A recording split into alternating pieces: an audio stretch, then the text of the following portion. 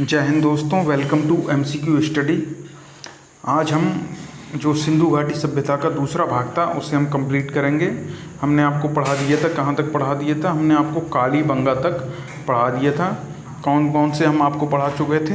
हड़प्पा स्थल के बारे में पढ़ा दिया था, मोहनजोदड़ो के बारे में पढ़ा दिया था, सनहुदड़ो के बारे में पढ़ा दिया था, रोपड़, बनावली, कालीबंगा, इन सब के बारे में पढ़ा दिया था। अब हम आगे चलते हैं।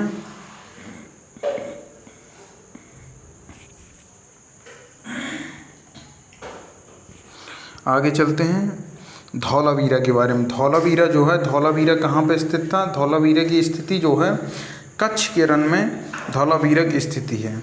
और जो धौलावीरा क्या है, धौलावीरा जो है सिंधु सभ्यता का सबसे बड़ा स्थल है। हमने आपको बताया था धौलावीरा सिंधु सभ्यता का सबसे बड़ा स्थल है।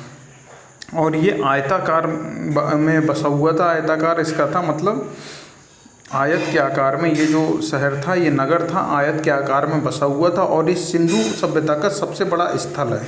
सिंधु सभ्यता का सबसे बड़ा स्थल कौन सा है? धौलावीरा है। सबसे बड़ा शहर कौन सा है? मोहनजोदड़ो है। और सिंधु सभ्यता का भारत में सबसे बड़ा स्थल है राखीगढ़ी। तो धौलावीरा जो है कच्छ के रण गुजरात में स्थित है। इसकी खोज की थी जेपी जोशी, यानी जगपति जोशी ने 1967-68 भी लिखता है, कहीं कहीं 1969 भी बताता है। और जो धौलावीरा है, धौलावीरा कहाँ स्थित है? लूनी नदी के तट पर स्थित है। अब हम चलते हैं, धौलावीरा की विशेषताओं के बारे में देख लेते हैं और यहाँ से किस किस के हमें साक्ष्य मिले हैं उसके बारे में देख लेते हैं। धौलावीरा भी हमने आपको बताया आयताकार नगर था, आयत के आकार में नगर बसा हुआ था। और ये सिंधु घाटी सभ्यता का सबसे बड़ा स्थल है। ये जो नगर था ये 3 भागों में विभक्त था। आमतौर पर नगर 2 भागों में विभक्त थे सिंधु घाटी सभ्यता के, लेकिन ये नगर जो था ये 3 भागों में विभक्त था। किस किस भाग में? एक किला के रूप में, एक मध्य नगर के रूप में और एक निचला नगर के रूप में विद्यमान था। किस किस भाग में बटा हुआ था? एक किला, एक मध्य नगर और एक निचला नगर। तो प्रश्न कैसे बनेगा? प्रश्न बनेगा सिंधु घाटी सभ्यता का वो स्थल जो 3 भागों में विभक्त था। तो हम बता देंगे कौन सा था? धौलावीरा था। एक दूसरा क्वेश्चन बनेगा कैसे? सिंधु घाटी सभ्यता का सबसे बड़ा स्थल के बारे में हमें बताओ। तो हम बताएंगे धौलावीरा। और धौलावीरा में विशाल जलाशय के साक्ष्य मिले हमें। उन्नत जल प्रबंधन था धौलावीरा में। क्या था? उन्नत जल प्रबंधन था धौलावीरा में। मतलब जो जल निकासी की व्यवस्था थी बहुत ही उत्तम थी। घर की नालियाँ सड़कों की नालियों से, सड़कों की नालियाँ मुख्य मार्ग की नालियों से जुड़ी थी और मुख्य मार्ग की नालियाँ सीधे बाहर नदियों से जुड़ी हुई थी। और यहाँ पर जो एक बड़ी विशेषता है, यहाँ पर हड़प्पा लिपि में लिखे, हड़प्पा लिपि के बड़े आकार के 10 चिन्हों वाला एक शिलालेख मिला हुआ है। हड़प्पा लिपि के बड़े आकार के 10 चिन्हों वाला एक शिलालेख कहाँ मिला हुआ है? धौलावीरा मिला हुआ है। तो धौलावीरा के बारे में हम फिर से बात करते हैं। धौलावीरा जो है कच्छ का रण गुजरात में स्थित है। कहाँ पर? कच्छ का रण गुजरात में स्थित है। इसकी खोज जेपी जोशी ने की। कब? 1969 के लगभग की। धौलावीरा लूनी नदी के किनारे स्थित है। और धौलावीरा जो है आयताकार में बसा हुआ था। आयताकार नगर था ये, आयत के आकार में बसा हुआ था। सिंधु घाटी सभ्यता का सबसे बड़ा स्थल है धौलावीरा। और धौलावीरा जो है ये नगर जो था ये 3 भागों में विभक्त था। किस किस में? एक किला, एक मध्य नगर और एक निचला नगर, इन 3 भागों में विभक्त था। और यहाँ पर हमें विशाल जलाशय के साक्ष्य प्राप्त हुए हैं। उन्नत जल प्रबंधन था। घर की नालियाँ सड़कों की नालियों से, सड़कों की नालियाँ मुख्य मार्ग की नालियों से और मुख्य मार्ग की नालियाँ सीधे नदियों से जाकर जुड़ती थी। हड़प्पा लिपि के, और यहाँ पर जो एक विशेषता है वो है हड़प्पा लिपि के बड़े आकार के 10 चिन्हों वाला शिलालेख हमें धौलावीरा में मिला हुआ है।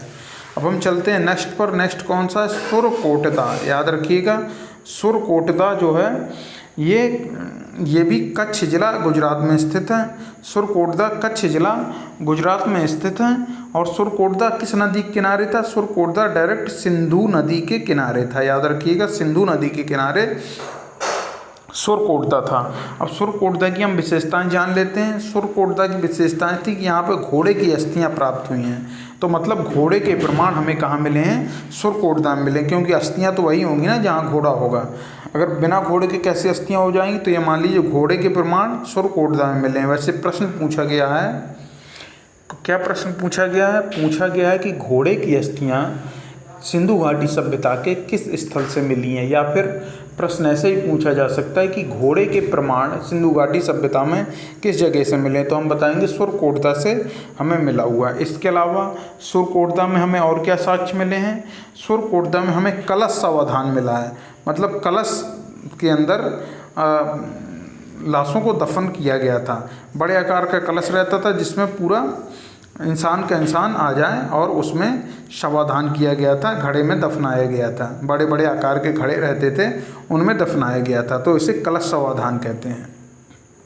और युग्म समाधान, हमें युग्म समाधियाँ कहाँ से मिली हैं? हमने आपको बताया था लोथल से मिली हुई हैं। और RH-37 कब्रिस्तान कहाँ से मिला हुआ है? वो हमें हड़प्पा से मिला हुआ है। और ये जो सुरकोटदा नगर था ये 2 भागों में विभक्त था। किस किस भाग में? एक गढ़ी क्षेत्र था और एक आवास क्षेत्र था। याद रखिएगा, सुरकोटदा नगर 2 भागों में विभक्त था, एक गढ़ी क्षेत्र और एक आवास क्षेत्र। अब हम सुरकोटदा के बारे में फिर से एक बार रिवाइज कर लेते हैं। सुरकोटदा किस नदी के किनारे? सबसे पहले सिंधु नदी के किनारे। कहाँ पर स्थित है? ये स्थित है कच्छ जिला, गुजरात में स्थित है। खोज किसने की इसकी? सुरकोटदा की खोज किसने की? सुरकोटदा की खोज की थी JP जोशी, यानी जगपति जोशी ने ही सुरकोटदा की खोज की। कब की थी? 1964 में की थी। यहाँ से हमें किस किस के साक्ष्य मिलते हैं? सुरकोटदा से घोड़े की अस्थियों के साक्ष्य हमें मिले, कलश समाधान के साक्ष्य मिले हैं। ये पूछा भी गया है कि सिंधु घाटी सभ्यता स्थल में कलश समाधान के साक्ष्य हमें कहाँ से मिले? तो हम बताएंगे कि हमें सुरकोटदा से मिले हुए हैं। प्रश्न ये भी बना है कि घोड़े की अस्थियां सिंधु घाटी स्थल में यानी हड़प्पा स्थल में हमें कहाँ से प्राप्त हुई? हड़प्पा के किस स्थल से हमें प्राप्त हुई? तो हम बताएंगे सुरकोटदा से प्राप्त हुई हैं। और इसमें नगर जो था 2 भागों में विभक्त था, एक गढ़ी क्षेत्र और एक गढ़ी क्षेत्र और एक आवास क्षेत्र, 2 भागों में विभक्त था, याद रखिएगा। अब हम चलते हैं नेक्स्ट पर। नेक्स्ट कौन सा है? नेक्स्ट है लोथल। लोथल के बारे में हम बात कर लेते। लोथल बहुत ही प्रमुख शहर था सिंधु घाटी सभ्यता का। क्यों प्रमुख शहर था? क्योंकि ये लोथल एक बंदरगाह शहर था। बंदरगाह शहर था, यहीं से दूसरे देशों के साथ व्यापार संभव होता था। बंदरगाह से नाव और जहाज वगैरह के माध्यम से संभव होता था। तो लोथल एक प्रकार से व्यापारिक शहर भी था, बंदरगाह शहर भी था और व्यापारिक शहर भी था लोथल। तो हम लोथल के बारे में जान लेते हैं। अहमदाबाद जिला गुजरात में लोथल की वर्तमान स्थिति है। और लोथल जो है भोगवा नदी के किनारे स्थित है। भोगवा नदी के किनारे स्थित है लोथल। और लोथल की खोज किसने की थी? लोथल की खोज जो की थी SR राव ने की थी। किसने की थी? SR राव ने लोथल की खोज की थी।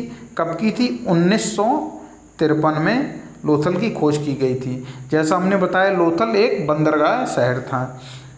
यहाँ पर पश्चिमी एशिया से व्यापार के लिए बंदरगाह बनाया गया था ये। तो यहाँ से व्यापार होता था किसके साथ? पश्चिमी एशिया के साथ। तो अब हमें साक्ष्य किस किस के मिले हैं? साक्ष्य जो हमें मिले हैं लोथल से, जहाज़ों की गोदी यानी गोदीवाड़ा, इंग्लिश में इसे डॉकयार्ड कहते हैं या पोर्ट कह दीजिए, यहाँ से हमें इसके साक्ष्य मिले हैं।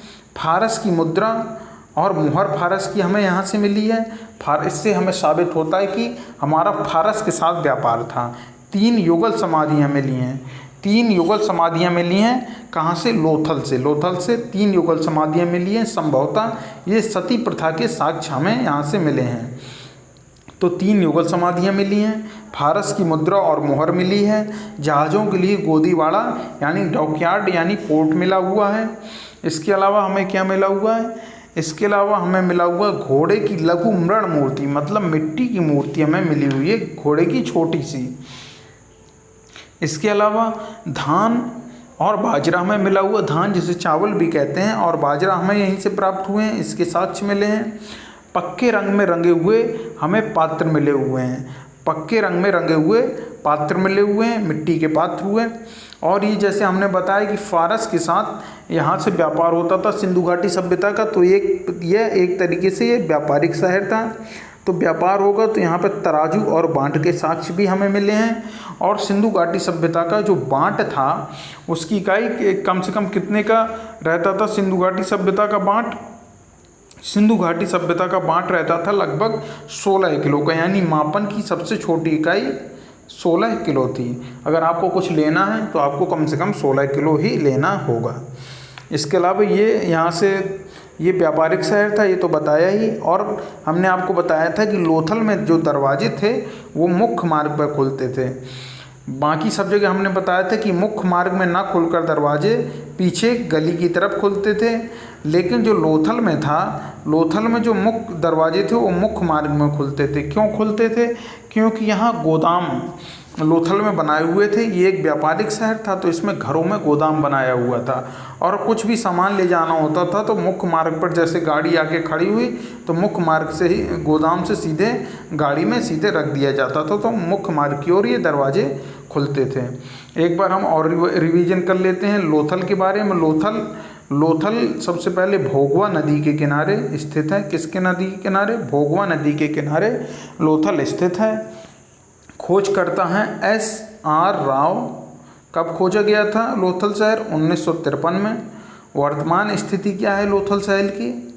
यह है अहमदाबाद जिला गुजरात में वर्तमान स्थिति है। लोथल में क्या है? सबसे पहले बंदरगाह, हमें यहाँ पर बंदरगाह के साक्ष्य मिलते हैं। बंदरगाह होने की वजह से पश्चिमी एशिया के साथ यहाँ से व्यापार संभव होता था, इसलिए व्यापारिक शहर हो गया। व्यापारिक शहर होने के बाद व्यापार रहेगा तो हमें तराजू और बांट की ज़रूरत पड़ेगी, तो तराजू और बांट हमें इसके साक्ष्य मिलते हैं।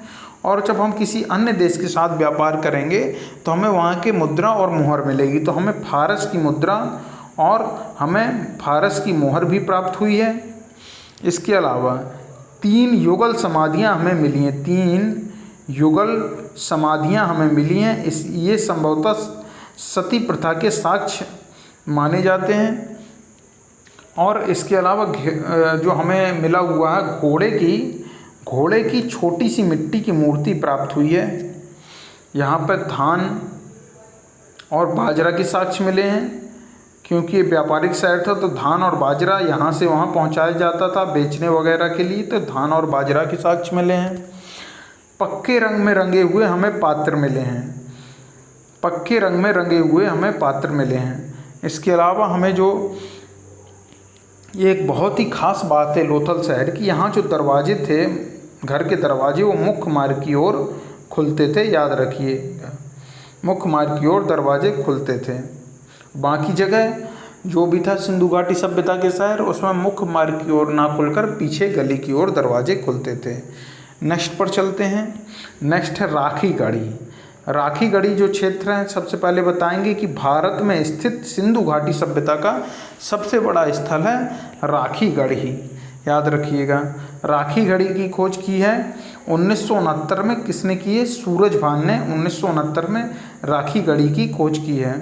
और वर्तमान में राखी गढ़ी कहाँ पर स्थित है? हरियाणा में स्थित है वर्तमान में राखी गढ़ी। घग्गर नदी के किनारे स्थित है। राखी गढ़ी की जो सबसे प्रमुख विशेषता है वो ये है कि भारत में स्थित सिंधु घाटी सभ्यता का ये सबसे बड़ा स्थल है। और एक बार रिवाइज कर लेते हैं राखी गढ़ी। राखी गढ़ी 1969 में सूरजभान के द्वारा खोजा गया, और ये वर्तमान में हरियाणा राज्य में स्थित है। और ये किस नदी के किनारे? घग्गर नदी के किनारे है। और भारत में स्थित सिंधु घाटी सभ्यता का सबसे बड़ा स्थल राखी गढ़ी है। तो प्रश्न किस प्रकार से पूछा जाएगा? प्रश्न पूछा जाएगा कि भारत में स्थित सिंधु घाटी सभ्यता का सबसे बड़ा स्थल कौन है? तो हम बताएंगे राखी गढ़ी है। और अगर पूछा जाए कि राखी गढ़ी वर्तमान में कहाँ पर है, तो हम बताएंगे हरियाणा में है। राखी गढ़ी हरियाणा राज्य में है और ये घग्गर नदी के किनारे स्थित था। तो अब हम आगे चलते हैं, किस शहर में चलते हैं, दैमाबाद। दैमाबाद जो है, दैमाबाद की सबसे बड़ी एक विशेषता है, क्या है विशेषता, कि ये सैंधव सभ्यता का सबसे दक्षिणी स्थल है। क्या विशेषता है दैमाबाद की? दैमाबाद जो है सिंधु घाटी सभ्यता का सबसे दक्षिणी स्थल है दैमाबाद। और दैमाबाद वर्तमान में कहाँ पर है? दैमाबाद वर्तमान में अहमदनगर जिला महाराष्ट्र में स्थित है। अहमदनगर जिला महाराष्ट्र में दैमाबाद स्थित है। और किस नदी के किनारे है दैमाबाद? दैमाबाद जो है प्रवरा नदी के किनारे है। किस नदी के किनारे है? प्रवरा नदी के किनारे है दैमाबाद। तो एक बार हम दैमाबाद को फिर से रिवीजन कर लेते हैं। दैमाबाद जो है सिंधु घाटी सभ्यता का सबसे दक्षिणी स्थल है। पूछा भी जा सकता है क्या स्थल है, कि प्रश्न बनेगा सिंधु घाटी सभ्यता का सबसे दक्षिणी स्थल कौन सा है, तो हम बताएंगे दैमाबाद है। और दैमाबाद किस नदी के किनारे स्थित है? प्रवरा नदी के किनारे स्थित है। इसके अलावा जो दैमाबाद है, ये वर्तमान स्थिति क्या है दैमाबाद की, तो हम बताएंगे अहमदनगर जिला महाराष्ट्र में इसकी वर्तमान स्थिति है। दैमाबाद से हमें किस किस चीज़ के साक्ष्य मिले हैं? दैमाबाद से हमें मृदभांड मिले, यानी मिट्टी के बर्तन, तस्तरी, प्याले, यानी एक तरीके से कह सकते हैं पूरा घर के किचन का सेट मिला हुआ है। सैंधव लिपि की मुहर मिली हुई है, एक मुहर मिली हुई है जिसमें सैंधव लिपि लिखी हुई है। रथ चलाता हुआ मनुष्य, एक तरीके से रथ चलाता हुआ मनुष्य के साक्ष्य कैसे कह सकते हैं, कि एक छोटी सी कोई मूर्ति मिली होगी जिसमें मनुष्य रथ चला रहा होगा।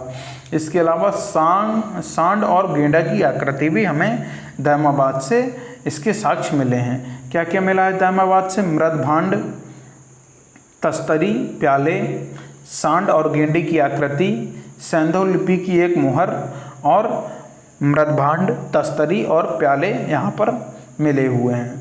और जो है दैमाबाद क्या है? प्रवरा नदी के तट पर स्थित है और अहमदनगर जिला महाराष्ट्र में इसकी वर्तमान स्थिति है। सिंधु घाटी सभ्यता का सबसे दक्षिणी स्थल है दैमाबाद। अब हम चलते हैं, कुछ और हम देख लेते हैं जो सिंधु घाटी सभ्यता के स्थल है कहाँ पर है, हमने सीधे सीधे लिख दिया है। तो हुलास नामक एक सिंधु घाटी सभ्यता का स्थल, किस नाम से? हुलास नामक एक सिंधु घाटी सभ्यता का स्थल जो है, जो उत्तर प्रदेश में स्थित है। हुलास उत्तर प्रदेश में स्थित है, याद रखिएगा। प्रश्न पूछा जा सकता है कि हुलास नामक सिंधु घाटी सभ्यता का स्थल कहाँ पर है, तो हम बताएंगे उत्तर प्रदेश में।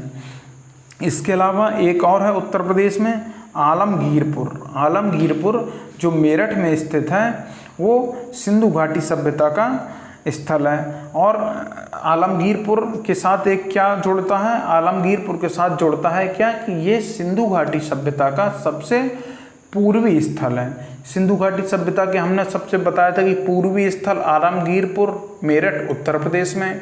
पश्चिमी सबसे बताया था सुत कांगेडोर पाकिस्तान के बलूचिस्तान क्षेत्र में है। इसके अलावा हमने बताया था सबसे उत्तरी मांडा जम्मू कश्मीर में है। इसके अलावा हमने बताया था दक्षिणी जो बताया था दैमाबाद महाराष्ट्र में है, अहमदनगर जिला में है। हम नेक्स्ट क्वेश्चन पर चलते हैं।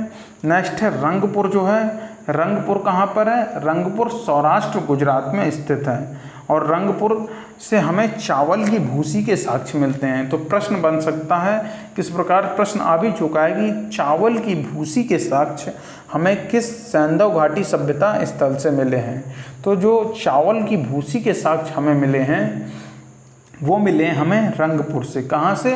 रंगपुर से चावल की भूसी के साक्ष्य मिले हैं। और रंगपुर कहाँ पर स्थित है? रंगपुर सौराष्ट्र गुजरात में स्थित है। अब हम नेक्स्ट पर चलते हैं। नेक्स्ट क्या है? मांडा। मांडा कहाँ पर स्थित है? तो मांडा जो है हमने अभी बताया कि जम्मू कश्मीर में स्थित है और सिंधु घाटी सभ्यता का ये सबसे उत्तरी स्थल है। तो अब हम नेक्स्ट पर चलते हैं। नेक्स्ट है,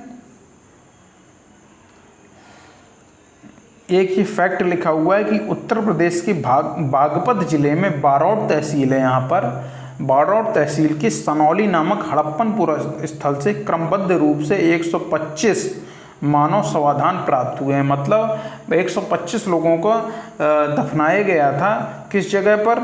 उत्तर प्रदेश में बागपत जो ज़िला है वहाँ पे एक बरौट तहसील है, बरौट तहसील है, वहाँ पे सनौली नामक एक क्षेत्र है जहाँ से हमें 125 मानव समाधान प्राप्त हुए हैं, वो भी क्रमबद्ध रूप से। ठीक है, तो इसे ध्यान रखिएगा, ये भी प्रश्न पूछा जा सकता है। नेक्स्ट पर चलते हैं। नेक्स्ट क्या है?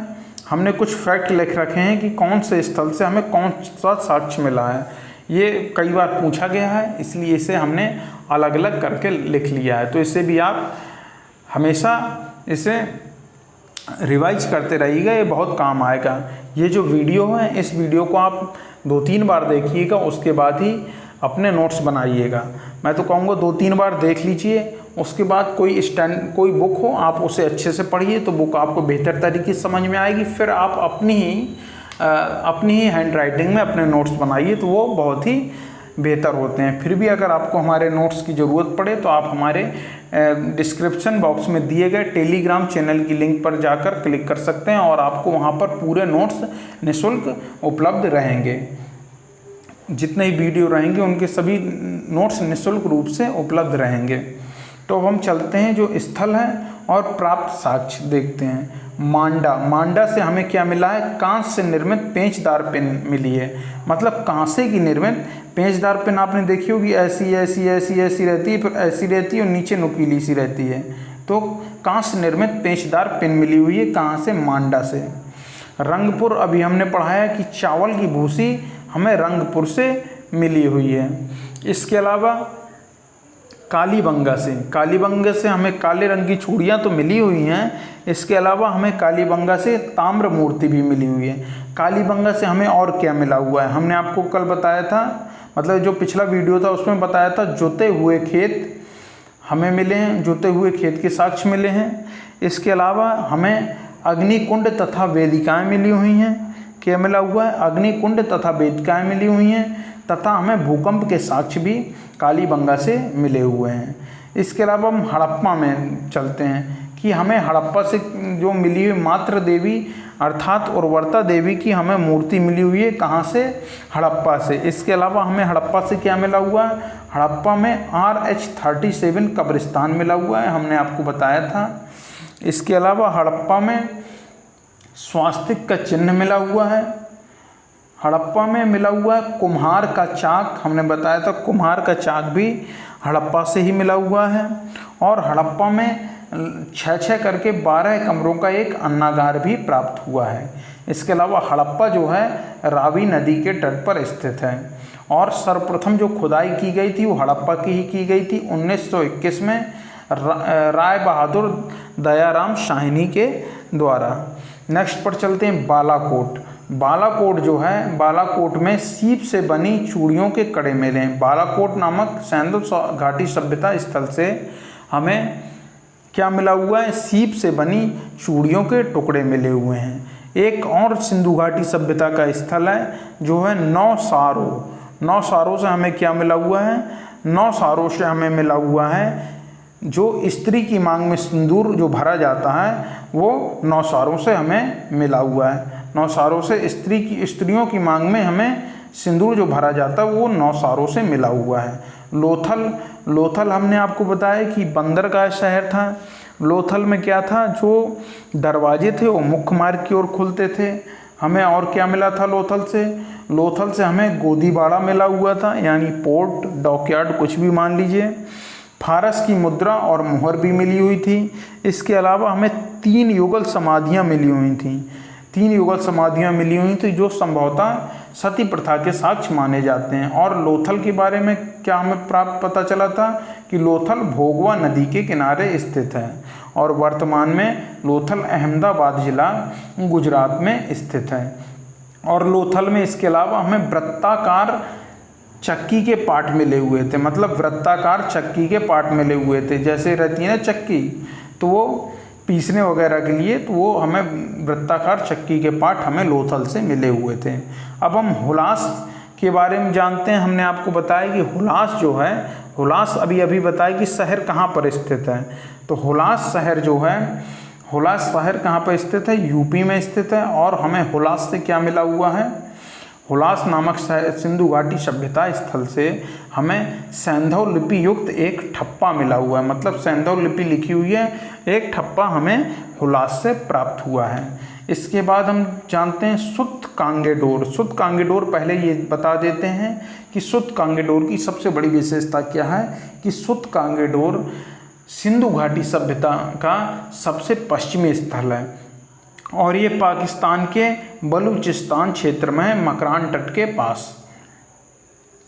यहाँ से हमें सुत्त कांगेडोर से क्या मिला है? सुत्त कांगेडोर से हमें मिट्टी की मूर्तियों के अवशेष प्राप्त हुए हैं। किसके अवशेष मिले हैं? मिट्टी की मूर्तियों के हमें अवशेष प्राप्त हुए हैं। इसके अलावा मोहनजोदड़ो। मोहनजोदड़ो के बारे में आप सभी जानते हैं, हमने आपको बताया है कि मोहनजोदड़ो का अर्थ क्या होता है? मृतकों का टीला। मृतकों का टीला मोहनजोदड़ो का अर्थ होता है। वर्तमान स्थिति इसकी लरकाना जिला पाकिस्तान में वर्तमान में मोहनजोदड़ो स्थित है। इसके अलावा जो है इसकी जो खुदाई की थी मोहनजोदड़ो की, इसकी हड़प्पा की खुदाई होने के 1 साल बाद ही अर्थात 1922 में किसके द्वारा की गई? राखल दास बनर्जी के द्वारा इसकी खोज की गई। और सिंधु घाटी सभ्यता का ये सबसे बड़ा शहर के रूप में भी जाना जाता है, मतलब सैंधव सभ्यता का जो सबसे बड़ा शहर था वो मोहनजोदड़ो था। और मोहनजोदड़ो में क्या हमें एक चीज़ और याद रखनी है कि मोहनजोदड़ो जो है सिंधु नदी के तट पर स्थित था, यानी डायरेक्ट सिंधु नदी के तट पर ही मोहनजोदड़ो स्थित था। इसके अलावा मोहनजोदड़ो से हमें कौन कौन से साक्ष्य मिले हैं? कल हमने आपको जो वीडियो इससे पहले के था उसमें हमने बताया था कि हमें मोहनजोदड़ो से विशाल अन्नागार मिला है। हमें अन्नागार तो हड़प्पा से भी मिला है, लेकिन सबसे विशाल अन्नागार हमें मोहनजोदड़ो से मिला है। संभवतः ये सिंधु घाटी सभ्यता की सबसे बड़ी इमारत है, मतलब अभी तक ज्ञात में सबसे बड़ी इमारत मोहनजोदड़ो का ये विशाल अन्नागार ही है। इसके अलावा बृहद स्नानागार मिला था, मतलब स्नान के लिए, धार्मिक अवसरों पर स्नान के लिए स्नानागार बनाया हुआ था जिसकी चारों तरफ सीढ़ियाँ थीं। तो जो जॉन मार्शल थे, आद्य ऐतिहासिक काल के जनक, आद्य ऐतिहासिक काल के जो जनक जॉन मार्शल थे, उन्होंने इस बृहद स्नानागार को तत्कालीन विश्व का एक आश्चर्य की संज्ञा दी है। और हमें मोहनजोदड़ो से क्या मिला था? मोहनजोदड़ो से हमें कांसे की नर्तकी मिली थी और मोहनजोदड़ो से हमें तांबे का ढेर मिला था। संभवतः कांसा बनाने के लिए तांबे का ढेर रखा गया था। चौड़ी सड़कें हमें मिली थी, पुरोहित आवास मिले थे, एक सभागार मिला हुआ था। इसके अलावा सूती वस्त्र और पशुपति शिव का अंकन हमें मिलता है मोहर से, और यहाँ से पुजारी की भी मूर्ति मिलती है। तो एक बार फिर से हम मोहनजोदड़ो के बारे में जान लेते हैं क्योंकि बहुत ही इम्पोर्टेंट है। मोहनजोदड़ो की खोज 1922 में राखल दास बनर्जी के द्वारा की गई थी। वर्तमान में मोहनजोदड़ो लरकाना जिला पाकिस्तान में स्थित है। मोहनजोदड़ो से जो हमें साक्ष्य मिले हैं, विशाल स्नानागार, विशाल अन्नागार, कांसे की नर्तकी, पुरोहित आवास, सभागार, चौड़ी सड़कें, सूती वस्त्र, तांबे का ढेर, पशुपति शिव का अंकन मोहर पर और पुजारी की मूर्ति, और जो है सिंधु सभ्यता का ये सबसे बड़ा शहर था। इसके अलावा कुछ और हम विशेषताएं देख लेते हैं सिंधु घाटी सभ्यता की। सैंधव सभ्यता में पासा जो था ये मुख्य खेल था। पासा और शिकार मुख्य खेल के रूप में जाने जाते हैं। प्रमुख उद्योग जो था सिंधु घाटी सभ्यता का वो था वस्त्र उद्योग। क्यों था? क्योंकि कपास की खेती सर्वप्रथम, कपास की खेती किसके द्वारा की गई है? सर्वप्रथम सैंधव निवासियों के द्वारा कपास की खेती की गई है। लोथल और बालाकोट, लोथल और बालाकोट जो हैं ये सीप उद्योग के लिए प्रसिद्ध थे। किसके लिए? लोथल और बालाकोट सीप उद्योग के लिए प्रसिद्ध थे। और यहाँ पर हमें वस्तु विनिमय प्रणाली प्रचलित मिलती है। यहाँ पर सिक्कों का प्रचलन नहीं था, हमें वस्तु विनिमय प्रणाली यहाँ पर प्रचलित थी। आपने एक जो मूवी आई थी, कौन सी? मोहनजोदड़ो, तो उसमें आप देखते हैं कि नील के बदले उसमें वस्तु विनिमय किया जाता है। तो नील के बदले वो कुछ लेता है सामान, तो वस्तु विनिमय थी। यहाँ पे मुद्रा का प्रचलन नहीं था। और जो सैंधव सभ्यता का जो धातु की मूर्तियाँ थी लुप्त मोम लॉस्ट वैक्स पद्धति से बनाई जाती थी। लुप्त मोम पद्धति क्या होती है कि पहले एक मोम का सांचा बना लिया जाता है, फिर उसमें गर्म धातु भर दी जाती है। जिस प्रकार की हमें मूर्ति बनानी होती है तो हम वो उस प्रकार का मोम का सांचा बना लेते हैं, फिर उसमें हम गर्म धातु भर देते हैं, तो मोम जो रहती है वो पिघल कर निकल जाती है और धातु उसमें बची रहती है, तो मूर्ति ढल जाती है। तो लॉस्ट वैक्स पद्धति वो होती है। इसके अलावा हमने आपको बताया है कि कपास की खेती का प्रारंभ सैंधव काल में ही हमें देखने को मिलता है। तो सैंधव निवासियों के द्वारा कपास की खेती का प्रारंभ किया गया। सैंधव निवासियों को लोहे के ज्ञान का अभाव था। सैंधव निवासियों को तांबे का ज्ञान था, कांसे का ज्ञान था, स्वर्ण, चांदी, तांबा, इन सब की जानकारी थी, लेकिन लोहे के साक्ष्य हमें कहीं प्राप्त नहीं होते सिंधु घाटी सभ्यता में। तो इससे यह अनुमान लगाया गया है कि सिंधु घाटी सभ्यता के लोगों को लोहे के ज्ञान का अभाव था। इसके अलावा चाकों का प्रयोग किया जाता था। सिंधु घाटी सभ्यता में जो हस्तचालित थे, कुम्हार का जो चाक रहता है वो हस्तचालित चाक थे, उनका प्रयोग किया जाता था। मूर्ति पूजा का प्रचलन, हमें मातृ देवी की मूर्ति मिली हुई है, तो जो है मूर्ति पूजा का प्रचलन था। शेर के अवशेष प्राप्त नहीं हुए, हमें शेर के अवशेष सिंधु घाटी सभ्यता में कहीं पर भी नहीं प्राप्त हुए, और हमें इसके अलावा तलवार के अवशेष भी नहीं प्राप्त हुए। क्या इसमें सिंधु घाटी सभ्यता में तलवार के अवशेष भी नहीं प्राप्त हुए, जिससे ये पता चलता है कि ये लोग युद्ध प्रिय नहीं थे, अर्थात शांति प्रिय थे। गाय के अवशेष भी हमें नहीं मिलते, हालांकि गाय होगी तभी तो जो बैल वगैरह का अंकन हमें मिला है प्रसव का अंकन मुद्राओं में, वो हमें देखने को मिलता है, लेकिन हमें गाय के कोई भी साक्ष्य प्राप्त नहीं हुए हैं। इसके अलावा हमें घोड़े के अवशेष तो मिले हैं। घोड़े के अवशेष हमने बताया था सुरकोटदा में घोड़े की अस्थियां मिली हैं, तो घोड़े के अवशेष तो मिले हैं, लेकिन हमें घोड़े का कोई भी चित्र प्राप्त नहीं हुआ है। तो एक बार फिर से रिवीजन कर लेते हैं, क्या क्या हमें मिला हुआ है। हमें मिला हुआ है सिंधु घाटी सभ्यता में पासा जो था, पासा और शिकार प्रमुख खेल था। प्रमुख उद्योग वस्त्रोद्योग। वस्त्र किससे बनता है? सूती वस्त्र, ये बनता है कपास से। तो कपास की जो सबसे पहली खेती की थी सैंधव निवासियों ने की थी। वस्तु विनिमय प्रणाली प्रचलित थी। धातु की मूर्तियाँ लॉस्ट वैक्स पद्धति यानी लुप्त मोम पद्धति से बनाई जाती थी। लोहे के ज्ञान का पूर्ण अभाव था। स्वर्ण, चांदी, तांबा और कांसे की जानकारी थी। मूर्ति पूजा का प्रचलन था। मातृ देवी की मूर्ति मिली है। शेर के अवशेष प्राप्त नहीं, तलवार के अवशेष भी नहीं प्राप्त हुए। इससे ये साबित होता है कि ये लोग युद्ध प्रिय नहीं थे, शांति प्रिय थे। और गाय के भी हमें अवशेष नहीं प्राप्त हुए।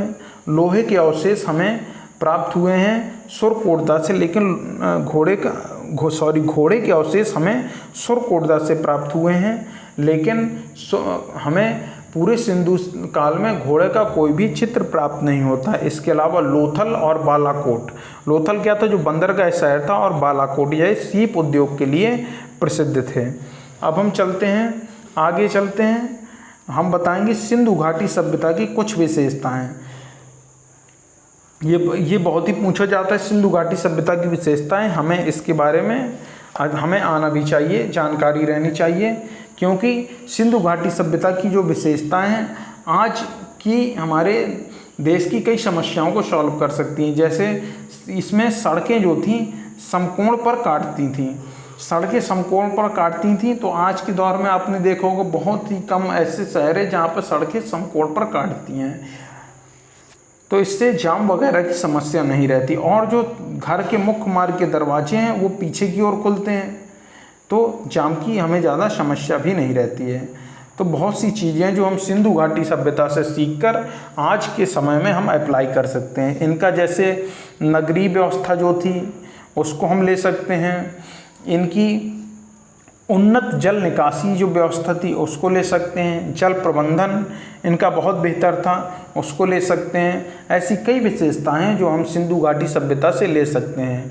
और हम कुछ ऐसी चीज़ें भी हैं जो हम सीख सकते हैं कि हमें ऐसा नहीं करना चाहिए था, इतिहास से सबक ले सकते हैं। तो अब हम इंडस वैली सिविलाइजेशन यानी सिंधु घाटी सभ्यता की विशेषताओं की बात करते हैं। पहली विशेषता, हम नगरीय विशेषताओं को देखते हैं। क्या था कि ग्रिड पद्धति पर जो नगर थे वो निर्मित किए गए थे। ग्रिड पद्धति कैसी होती है? ग्रिड पद्धति होती है इस प्रकार से, मतलब इस तरीके से आपको घर बनाए गए थे। जैसे ये घर हो गए और ये ग्रिड पद्धति होती है, इस हिसाब से घर बनाए गए थे। आगे ऐसे ऐसे ऐसे ऐसे फिर ऐसे करके निकला, जिससे जाम वगैरह नहीं लगता था और बहुत ही सिस्टमैटिक तरीके से घर बने हुए थे। और जो सड़कें थीं, सड़कें समकोण पर ही काटती थीं। केवल एक शहर जहाँ पर सड़कें टेढ़ी मेढ़ी हैं यानी तारांकित अर्थात स्टार शेप्ड हैं, कहाँ पे? हमने आपको बताया था बनावली। और शहर, जितने शहर थे सिंधु घाटी सभ्यता की, लगभग दो भागों में बटे रहते थे। एक निचला शहर और एक ऊपरी शहर। ऊपरी शहर आमतौर पर दुर्गीकृत होता था, यानी इसके चारों ओर दीवार रहती थी, और निचला शहर खुला रहता था। निचले जो शहर है, निचले शहर में आम जन लोग रहते थे और विशिष्ट लोगों के लिए यानी खास वर्ग के लिए ये दुर्गीकृत ऊपरी शहर होता था। कालीबंगा ही एकमात्र ऐसा शहर है जहाँ पर निचला शहर और ऊपरी शहर दोनों दुर्गीकृत हैं। याद रखिएगा, कालीबंगा ही एकमात्र ऐसा शहर है जहाँ के निचला शहर और ऊपरी शहर दोनों दुर्गीकृत है। बाकी में क्या रहता था? केवल ऊपरी शहर दुर्गीकृत रहता था, निचला वाला शहर नहीं। इसके अलावा हम इनकी दूसरी व्यवस्था पढ़ते हैं, नगर से संबंधित सुव्यवस्थित जल निकासी की व्यवस्था। जल निकासी की इन लोगों ने बहुत अच्छी व्यवस्था की थी। घर की नालियाँ जो थी सड़क की नालियों से जुड़ती थी, सड़क की नालियाँ मुख्य नालियों से जुड़ती थी, और मुख्य नालियाँ नदियों से जाकर जुड़ती थी। और मुख्य नालियाँ जो थीं पूरी तरह ढकी हुई थीं, कहीं पे भी खुली हुई नहीं थीं, और जगह जगह इसमें मेन होल भी बनाए गए थे जिससे सफाई इनकी की जा सके। ठीक है, अब हम आगे चलते हैं। पकी हुई और अलंकृत ईंटों का उपयोग इसमें किया गया था। पकी हुई और अलंकृत ईंटों का उपयोग सिंधु घाटी सभ्यता वाले करते थे। और अलंकृत ईंटें जो हैं कालीबंगा से हमें प्राप्त होती हैं। कहाँ से प्राप्त होती हैं? कालीबंगा से हमें अलंकृत ईंटें प्राप्त होती हैं। इसके अलावा हमने आपको बताया कि घर के जो दरवाजे थे, घर के दरवाजे मुख्य मार्ग में न खुलकर कहाँ पे खुलते थे? घर के जो दरवाजे थे मुख्य मार्ग में न खुलकर पीछे गली में खुलते थे। जैसे ये गली है तो ये एक मकान है, मुख्य मार्ग में नहीं खुलेंगे। यहाँ पे खिड़कियाँ तो हो सकती है, लेकिन जो दरवाजे रहेंगे वो पीछे गली में खुलते थे मुख्य मार्ग में, जिससे जाम वगैरह नहीं लगता था। केवल हमने आपसे बताया था कि केवल लोथल ही एक ऐसा शहर है जिसमें दरवाजे मुख्य मार्ग की ओर खुलते थे, क्योंकि एक बंदरगाह शहर था और घरों में यहाँ पर लोथल में घरों में गोदाम बनाया गया हुआ था। तो जो भी सामान वगैरह ले जाना होता था, सीधे मुख्य मार्ग पर गाड़ी आई, उसमें हमने गेट खोलकर सामान भर दिया और चला गया। तो लोथल जो था एकमात्र ऐसा शहर था जहाँ पर दरवाजे मुख्य सड़क की ओर खुलते थे। नेक्स्ट पर चलते हैं। नेक्स्ट है मोहनजोदड़ो में हमें बृहद स्नानागार मिला हुआ है। इसे कहते हैं द ग्रेट बाथ। क्या कहते हैं? द ग्रेट बाथ हमें प्राप्त हुआ है। कहाँ से? मोहनजोदड़ो से। इसकी विशेषता बताई जाए तो 11.88 मीटर लंबा, लगभग 7 मीटर चौड़ा और लगभग 2.5 मीटर गहरा है ये। और हमें यहाँ से बृहद स्नानागार यानी ग्रेनरी भी मिली हुई है। बृहद स्नानागार नहीं, बृहद अन्नागार है ये। बृहद अन्नागार यानी ग्रेनरी हमें मिली हुई है, बिग ग्रेनरी मिली हुई है।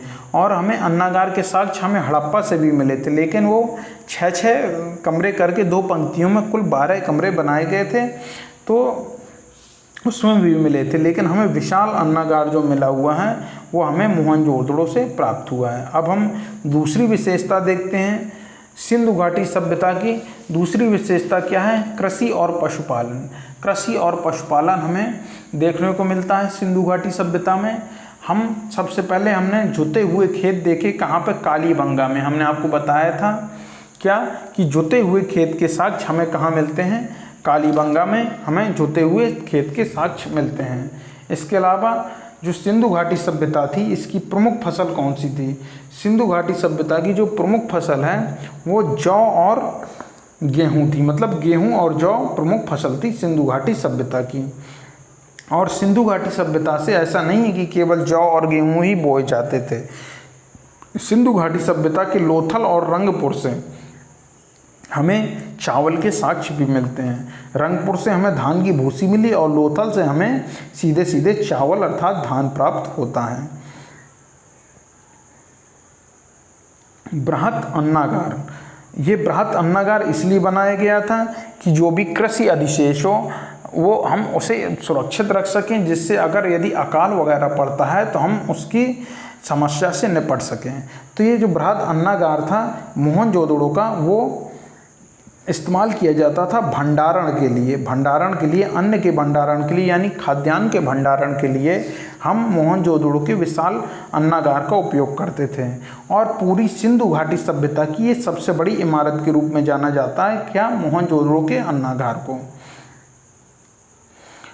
हम यहाँ पर भंडारण करते थे, स्टोरेज करते थे, यानी अधिशेष हमारा बचता था तभी तो हम स्टोर करते थे। जिसके पास खाने को ना हो वो सुरक्षित रख के यानी बचा कर क्या करेगा? पहले वो अपना पेट भरेगा। तो जो था यानी अधिशेष बचता था। भंडारण हम तभी तो करते थे जब अधिशेष बचता था, यानी अधिकता में अनाज और अन्य फसलें पैदा होती थी। तो इससे क्या होता था? इससे ये साबित होता है कि उस समय विकसित कृषि रही होगी, मतलब कृषि अच्छी कृषि और विकसित अवस्था में रही होगी, तभी हम कृषि अधिशेष प्राप्त कर सकते हैं। इसके अलावा पशुपालन में हमें मिला है बैल और भैंस के साक्ष्य मिले हैं कि सिंधु घाटी सभ्यता के लोग बैल और भैंस को पालते थे। और घोड़े के प्रमाण भी हमें मिले हैं। घोड़े के प्रमाण हमें सुरकोटदा से मिले हैं। सुरकोटदा से हमें घोड़े की अस्थि मिली है। लोथल से हमें क्या प्राप्त हुआ है? लोथल से हमें घोड़े की मृण मूर्ति छोटी सी मिली हुई है। क्या मिली हुई है?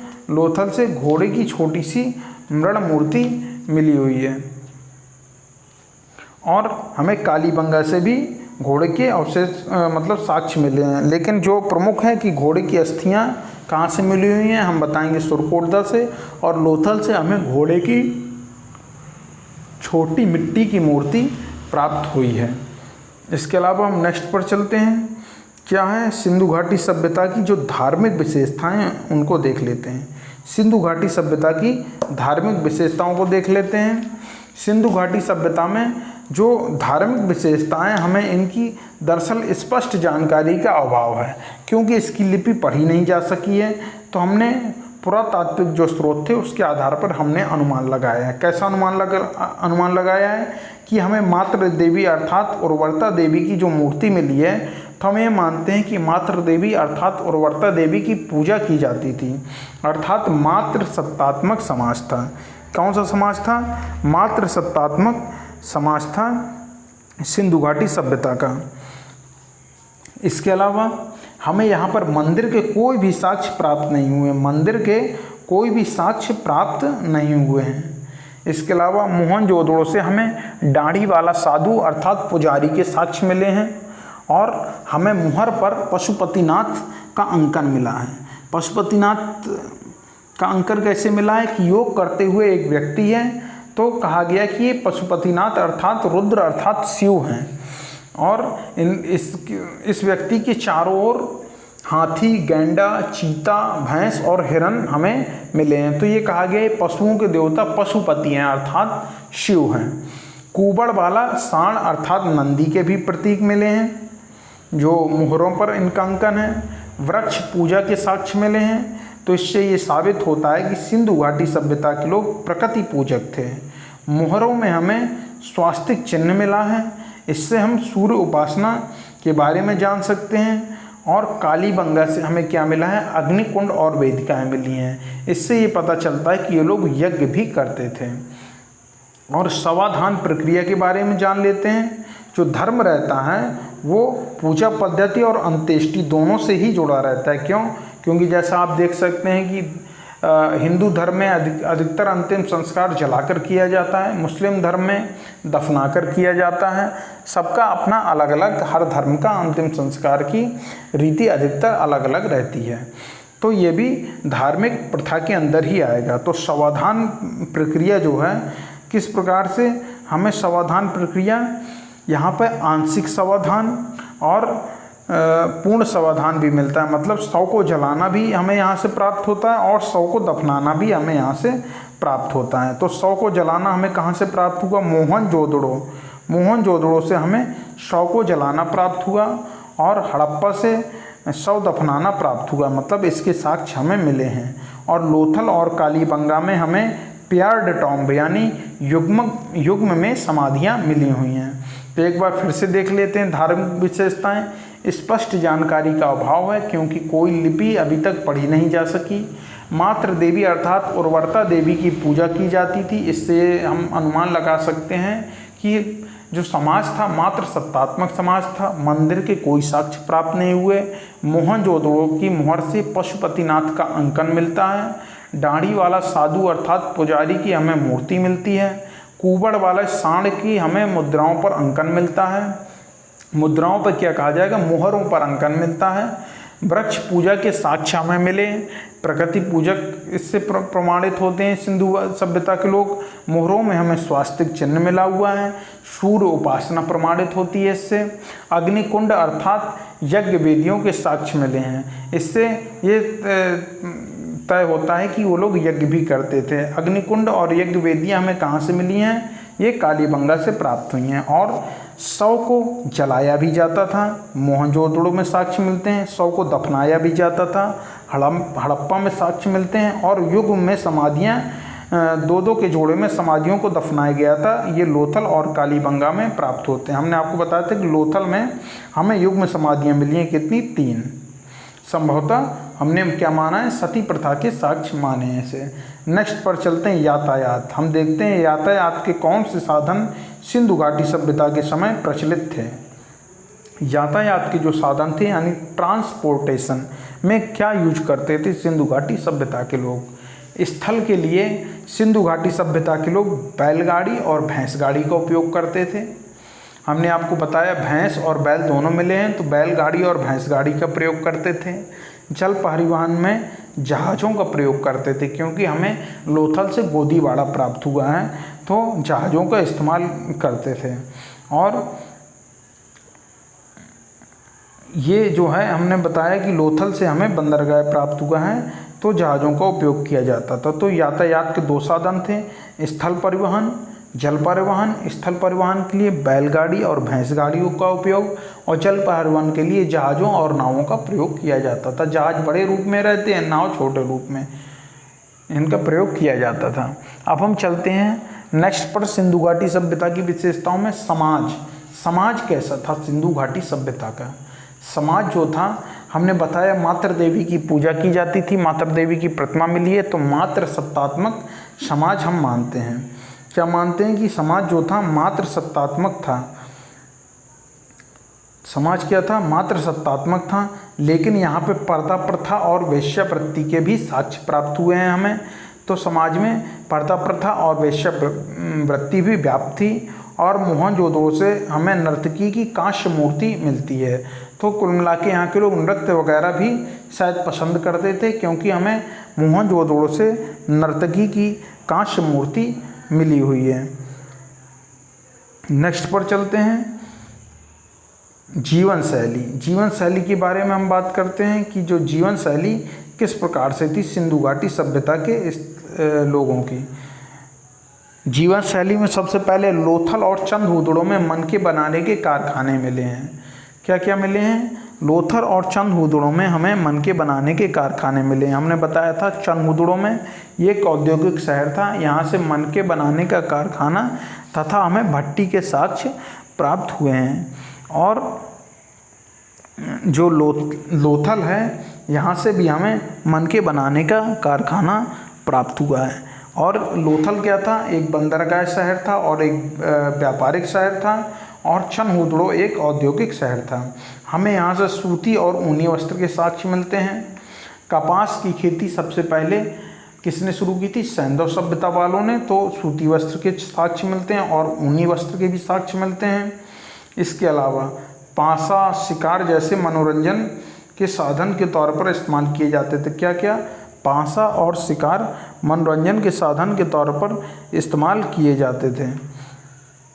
इसके अलावा डिजाइन वाले काले रंग के बर्तन, डिजाइन वाले काले रंग के बर्तन भी हमें सिंधु घाटी सभ्यता के स्थलों से मिले हुए। मतलब एक घड़ा हुआ, उसमें पहले काला रंग दिया, फिर उसमें डिजाइन बना दी गई, फूल पत्ती वगैरह। तो डिजाइन वाले काले रंग के बर्तन हमें सिंधु घाटी सभ्यता से प्राप्त होते हैं। मिठास, मीठे के रूप में शहद का इस्तेमाल किया जाता था। सिंधु घाटी सभ्यता में मीठे में शहद का इस्तेमाल किया जाता था और यहाँ पे तलवार के साक्ष्य नहीं प्राप्त हुए। इससे ये साबित होता था कि ये शांतिपूर्ण समाज था। संभवतः ये माना जाता है कि जो सिंधु घाटी सभ्यता के लोग थे वो वहाँ पे जो शासक वर्ग था वो व्यापारी लोग मतलब शासन सत्ता संभालते थे। तो व्यापारी वर्ग क्या रहता है? वो अधिकतर शांति प्रिय ही रहता है, क्योंकि शांति काल में ही व्यापार समृद्ध होता है। इसलिए यहाँ पे शांतिपूर्ण समाज था। तलवार के साक्ष्य हमें प्राप्त नहीं हुए। तो एक बार दोहरा लेते हैं। जीवन शैली में लोथर और चंदभूदड़ों में मन के बनाने का कारखाना मिला है। सूती और ऊनी वस्त्र मिले हैं। पासा, शिकार जैसे मनोरंजन के कार्य थे। डिजाइन वाले काले रंग के बर्तन मिले हैं। मिठास के रूप में हम शहद का इस्तेमाल करते थे सिंधु घाटी सभ्यता के लोग। तलवार के साक्ष्य नहीं मिले हैं। और इसका अर्थ ये लगाया जा सकता है कि ये शांतिपूर्ण समाज वाले लोग थे। नेक्स्ट पर चलते हैं। व्यापार। व्यापार हमने आपसे कहा कि संभवतः सिंधु घाटी सभ्यता की जो शासन सत्ता थी वो व्यापारिक वर्ग ही संभालता था।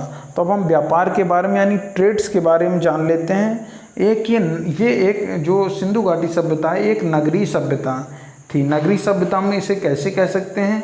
क्योंकि इसकी जो सड़कें थी समकोण पर काटती थी। उन्नत जल निकासी व्यवस्था थी कि घरों की नालियाँ सड़कों की नालियों से, सड़कों की नालियाँ मुख्य नालियों से, मुख्य नालियाँ नदियों से मिलती थी। इस प्रकार जल निकासी की उत्तम व्यवस्था थी।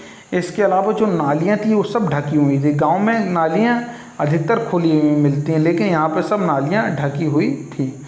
इससे साबित होता है कि नगरीय व्यवस्था थी। और ये जो घर जो बनाए गए थे वो बहुत ही बेहतर तरीके से बनाए गए थे। उनमें ईंटों का प्रयोग हुआ था। तो ये नगरीय सभ्यता के रूप में जानी जाती है। कौन सी? सिंधु घाटी सभ्यता।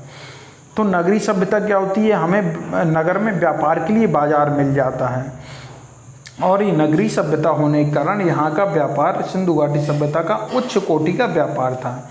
उच्च कोटि का व्यापार में क्या था? ये अंतर्राज्यीय व्यापार था और अंतर्राष्ट्रीय व्यापार दोनों था। मतलब अलग अलग राज्यों के साथ भी व्यापार होता था सिंधु घाटी सभ्यता के लोगों का। और अंतर्राष्ट्रीय व्यापार मतलब अन्य देशों के साथ भी होता था। जैसे हमें फारस की मोहर वगैरह मिली है तो फारस के साथ, पश्चिमी एशिया के साथ हमारा व्यापार होता था। इसके अलावा इंडस वैली सिविलाइजेशन की समकालीन सभ्यता मिस्र की सभ्यता और मेसोपोटामिया की सभ्यता है। तो इनके साथ हमारा इंटरनेशनल ट्रेड यानी अंतर्राष्ट्रीय व्यापार होता था। किसके साथ? मिस्र वालों के साथ और मेसोपोटामियन लोगों के साथ हमारा अंतर्राष्ट्रीय व्यापार होता था, तथा फारस के साथ तो था ही। समकालीन सभ्यताएं थीं ये मिस्र की और मेसोपोटामिया की। मेसोपोटामिया की सभ्यता जो है ईरान और इराक वाले क्षेत्र में है वर्तमान में। मतलब वर्तमान जो ईरान और इराक का क्षेत्र है वहाँ पर मेसोपोटामिया की सभ्यता का क्षेत्र था और मिस्र की सभ्यता तो मिस्र में के क्षेत्र में है ही। नेक्स्ट पर चलते हैं। व्यापार के लिए मुहर का प्रयोग किया जाता था। क्या किया जाता था? व्यापार के लिए सिंधु घाटी सभ्यता के लोग मुहर का प्रयोग करते थे और मुहरों में सबसे ज़्यादा एक श्रृंगी पशु का हमें अंकन प्राप्त होता है और उसके बाद कुबड़ वाले बैल का अंकन भी हमें प्राप्त होता है। किस किस का? व्यापार के लिए सिंधु घाटी सभ्यता के जो लोग थे वो मुहरों का प्रयोग करते थे और हमें मुहरों में जो सर्वाधिक मुहरें हैं हमें उसमें अंकन एक श्रृंगी पशु का मिलता है और इसके अलावा उसके बाद जो है कुबड़ वाले बैल का अंकन हमें प्राप्त होता है। मापन की इकाई हमने बताया था कि बाँट कम से कम 16 किलो का था। तो मापन की इकाई जो है 16 के अनुपात में हमें यहाँ से प्राप्त होती है। नेक्स्ट पर चलते हैं। सिंधु घाटी सभ्यता के विदेशी व्यापार किस किस के साथ थे, हमने लिख रखा है किस किस के साथ सिंधु घाटी सभ्यता का विदेशी व्यापार था और किस चीज़ों के साथ सिंधु घाटी सभ्यता इन देशों के साथ व्यापार करते थे। तो सबसे पहले आयातित वस्तुएं कौन कौन सी। तांबा जो है, तांबा का हम आयात करते थे कहाँ से, खेतड़ी, बलूचिस्तान और ओमान से। खेतड़ी, बलूचिस्तान और ओमान से हम तांबा का आयात करते थे। इसके अलावा हम चांदी का आयात करते थे अफ़गानिस्तान और ईरान से। सोना का आयात करते थे कर्नाटक, अफ़गानिस्तान और ईरान से। टिन का जो आयात करते थे अफ़गानिस्तान और ईरान से। लाजवर्थ का हम मेसोपोटामिया से करते थे आयात और सीसा का ईरान से। ये जो लाजवर्थ है, लाजवर्थ है, शायद लाजवर्थ है, कुल मिला के जो है ये इसका जो हम आयात करते थे मेसोपोटामिया के साथ करते थे, याद रखिएगा। तो आप ये जो दे रखे हैं हमने आपको ये टेबल, आप इसे अच्छे से देखिएगा। तो इसमें से कुछ कुछ कभी कभी प्रश्न पूछ लिए जाते हैं, तो याद रखिएगा। इसके अलावा हम चलते हैं नेक्स्ट जो है सिंधु सभ्यता की विशेषताओं में शासन यानी गवर्नेंस। गवर्नेंस कैसे चलती थी, हमने आपसे बताया कि सिंधु घाटी सभ्यता का जो था संभवतः व्यापारी वर्ग ही शासक था। और ऐसा क्यों है, क्योंकि सिंधु घाटी सभ्यता एक नगरीय सभ्यता थी। नगर में व्यापार के लिए हमें अच्छी सुविधाएं मिलती हैं, तो व्यापारी काफ़ी धनी और धनाढ्य थे, तो व्यापारी वर्ग ही संभवतः इस समय शासन करता था। और आद्य ऐतिहासिक सभ्यता होने के कारण इससे ज़्यादा हम कुछ बता नहीं सकते, क्योंकि हमें जो प्रमाण मिले हैं, उन लिखित प्रमाण मिले हैं, उन प्रमाणों को हम अभी तक पढ़ नहीं सके हैं। तो शासन जो है संभवतः व्यापारिक वर्ग के हाथ में शासन सत्ता थी।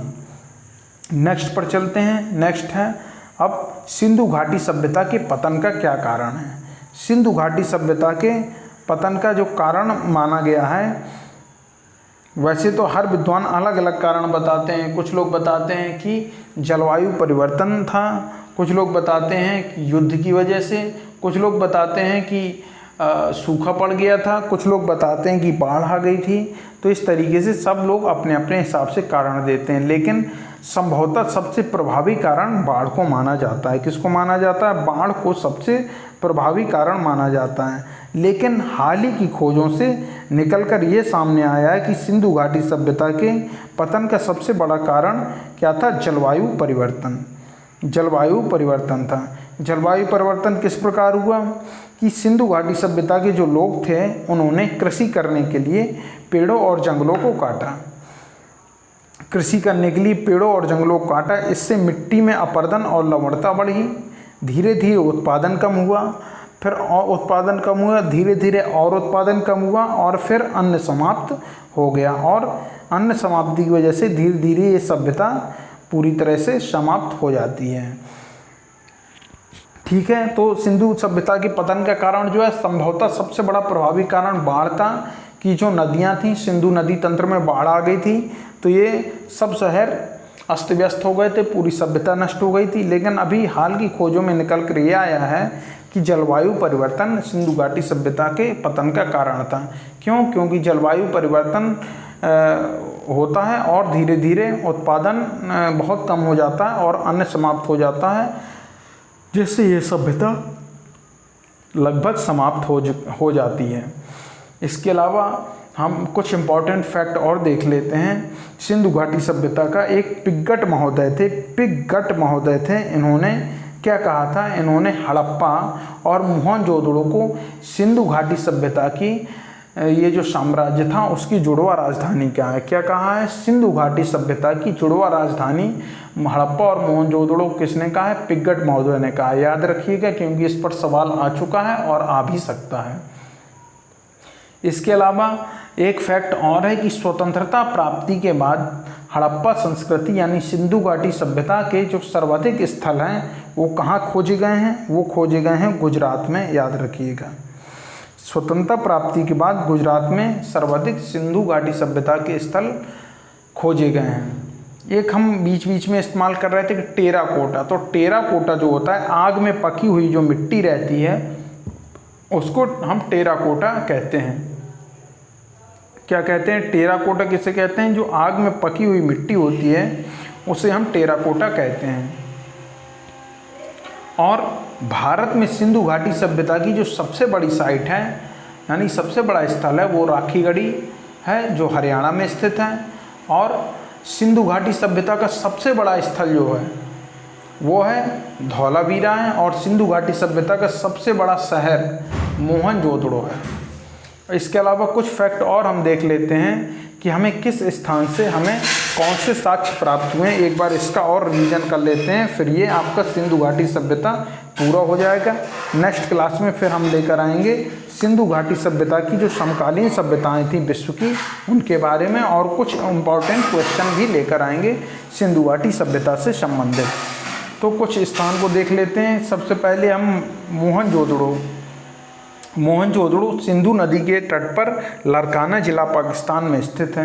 यहाँ से हमें क्या मिला, यहाँ से हमें विशाल स्नानागार मिला, विशाल अन्नागार मिला, पशुपतिनाथ की मुहर मिली, मतलब मुहर पर पशुपतिनाथ का अंकन मिला, नर्तकी की कांस्य मूर्ति मिली। शवों को जलाने के साक्ष्य हमें मोहनजोदड़ो से मिलते हैं, जबकि शवों को दफनाने के साक्ष्य हमें हड़प्पा से मिलते हैं। दाढ़ी वाली पुजारी अर्थात योगी की मूर्ति भी हमें मोहनजोदड़ो से मिली है, और मोहनजोदड़ो से पुरोहित आवास भी मिले हुए हैं। हड़प्पा के बारे में जान लेते हैं। हड़प्पा में एक श्रृंगी पशु की मुहर हमें प्राप्त हुई है। क्या? एक सींग वाले पशु की मुहर हमें सिंधु घाटी सभ्यता से हड़प्पा से हमें प्राप्त हुई है। सिंधु घाटी तो सब स्थल सिंधु घाटी के ही अंदर में आते हैं। तो हड़प्पा से हमें क्या प्राप्त हुई है? हड़प्पा से हमें सबसे पहले मातृ देवी की प्रतिमा याद रखिएगा। इसके अलावा स्वास्तिक चिन्ह मिला हुआ है। इसके अलावा एक श्रृंगी पशु की हमें मुहर हड़प्पा से प्राप्त होती है। इसके अलावा हम कालीबंगा के बारे में जान लेते हैं। कालीबंगा हनुमानगढ़ जिला राजस्थान में, यहाँ काले रंग की चूड़ियाँ मिली हुई हैं। यहाँ से हमें अग्निकुंड अर्थात यज्ञ की वेदियाँ मिली हुई हैं, जिससे हम यज्ञ के साक्ष्य के रूप में जान सकते हैं। चूड़ी का कारखाना मिला हुआ है, तभी काले रंग की चूड़ियाँ मिली। और हमें जुता हुआ खेत मिलता है, यहाँ से जुते हुए खेत के साक्ष्य हमें कालीबंगा से ही प्राप्त हुए हैं। इसके अलावा कालीबंगा में अलंकृत ईंटों का प्रयोग भी किया गया है। किसका? अलंकृत ईंटों का, मतलब ईंटों का अलंकृत करके ईंटों का प्रयोग किया गया है। इसके अलावा हमें मिलता है यहाँ से भूकंप के साक्ष्य भी मिलते हैं। नेक्स्ट पर चलते हैं। नेक्स्ट है सुरकोटदा। सुरकोटदा में हमने आपको बताया घोड़े की अस्थियाँ मिली हैं, अर्थात घोड़े के अवशेष हमें सुरकोटदा से मिले हुए हैं। सुरकोटदा वर्तमान में कच्छ जिला गुजरात में स्थित है। अब हम लोथल के बारे में बात कर लेते हैं। लोथल जो था एक बंदरगाह शहर था। क्या था? लोथल एक बंदरगाह शहर था।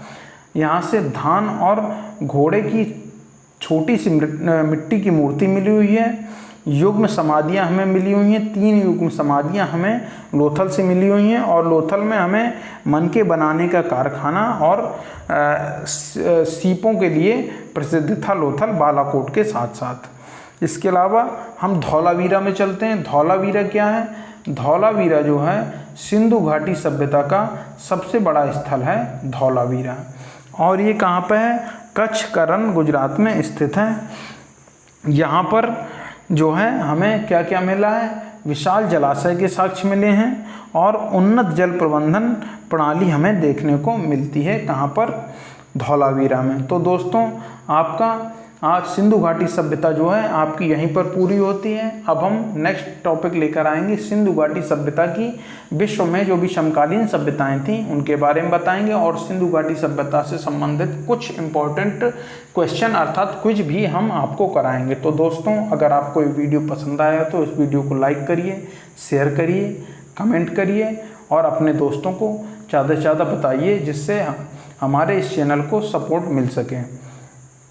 और कल आपका केवल करंट अफेयर का वीडियो आएगा और वर्तनी शुद्धि के बारे में भी आपका एक वीडियो आ जाएगा। 2 वीडियो आएंगे कल।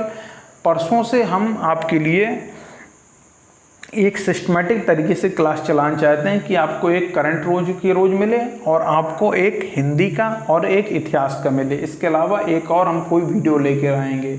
हम सोच रहे हैं कि कुछ ग्रेट पर्सनालिटी पर हम वीडियो शुरू करें, जैसे कोई जैसे मान लीजिए छत्रपति शिवाजी के बारे में हम पूरी आपको जानकारी दें एक वीडियो में, और हम आपको सुभाष चंद्र बोस के बारे में जानकारी दें। इस तरीके से जो ग्रेट पर्सनालिटी हैं उनके बारे में जानकारी दें, और जो करंट की ग्रेट पर्सनालिटी होंगी उनके बारे में भी हम आपको जानकारी देंगे। जैसे मान लीजिए हमारी राष्ट्रपति महोदया द्रौपदी मुर्मू जी हैं, तो वो किस क्षेत्र से आती थी, कौन से नंबर की राष्ट्रपति हैं, इस तरीके से हम आपको पूरी जानकारी देंगे। इसके अलावा हम आपको टॉपिक वाइज करंट अफेयर भी समय समय पर अपडेट करते रहेंगे, और मंथ में सोच रहे हैं कि हम आपको मंथली करंट अफेयर दिया करें। इसके अलावा जो वीकली करंट अफेयर तो अभी नहीं दे पाएंगे, या फिर अगर हो सकेगा तो वीकली करंट अफेयर देंगे, नहीं तो मंथली तो आपको 100% देंगे। इसके अलावा टॉपिक वाइज करंट अफेयर रहेगा, और हम हर 2-3 दिन में आपको एक स्टैटिक जीके का वीडियो भी दे दिया करें, एक टॉपिक वाइज करंट अफेयर का और एक स्टैटिक जीके का वीडियो भी आपको देने की हम पूरी कोशिश करेंगे। तो दोस्तों, अगर आपको ये वीडियो पसंद आए तो इसको लाइक करिए, कमेंट करिए, शेयर करिए। हम आपसे फिर से अपने नेक्स्ट वीडियो में आपसे मिलते हैं। जय हिंद दोस्तों, जय हिंद, जय भारत।